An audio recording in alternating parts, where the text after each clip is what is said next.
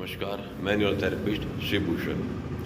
कल की वीडियो में मैंने आपको समझाया था कि बैक पेन और स्टोनेसिस में क्या अंतर है। वो आपको अच्छी तरीके से समझ में आ गया होगा। तो आज की वीडियो में अब आपको ये समझना ज़रूरी है कि एमआरआई की रिपोर्ट के अंदर में मैं एक एक वर्ड से स्टार्टिंग करूँगा। मेरे पास में मैसेज आया था कि सर आप बड़ी वीडियो बनाइए, थोड़ी लंबी वीडियो बनाइए।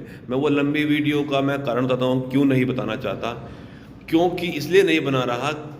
अगर आपको अगर मैं आपको एक पूरी वीडियो के अंदर में पूरा समझाऊंगा तो आपके ऊपर से निकल जाएगा, समझ में नहीं आएगा।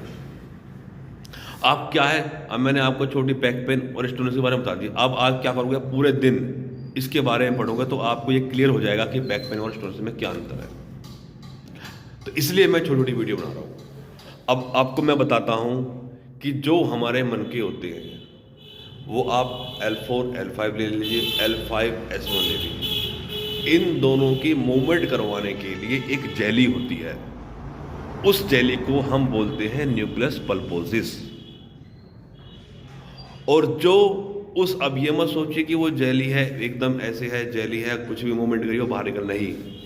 भगवान ने, ईश्वर ने उसे प्रोटेक्ट करने के लिए एक रिंग बना रखी है और उस रिंग को हम बोलते हैं एनुलर फाइब्रोसिस। तो आपको यह नाम जरूर याद करना, न्यूक्लियस पल्पोसिस क्या होता है और एनुलर फाइब्रोसिस क्या होता है। न्यूक्लियस पल्पोसिस हो गया तो इसका मतलब उस जेली के बारे में बात हो रही है। एनुलर फाइब्रोसिस हो रही है तो इसका उसको जो प्रोटेक्ट करने वाली जो रिंग है उसके बारे में बात हो रही है। तो इन दो नाम को आप विशेषकर ध्यान देना और याद करना इसको।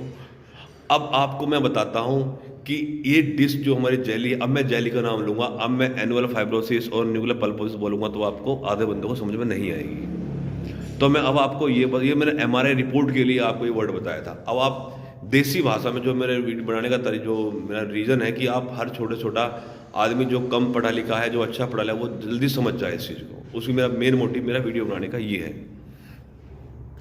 अब इसके अंदर में हमारे 3 पोजीशन आती हैं। एक आती है हमारी डिस्क प्रोट्रूजन। अब आप एमआरआई की रिपोर्ट आई, आपने देखा भाई इसके अंदर में डिस्क प्रोट्रूजन है। अब आपको ये पता नहीं मतलब क्या होता है इसका। तो डिस्क प्रोट्रूजन का मतलब होता है जो हमारी जेली है, अब वह रिंग को बाहर तोड़कर बाहर निकलने की कोशिश कर रही है, उसने अभी तोड़ी नहीं है। जहां भी डिस्क प्रोट्रूजन का मतलब आ जाए ये समझ लो अब वह कोशिश कर रही है बाहर निकल, उसके ऊपर दबाव पड़ रहा है तो अब वो बाहर निकलने की कोशिश कर रही है। तो आपका वहां खाली बैक पेन ही आएगा, पैरों में दर्द नहीं आएगा।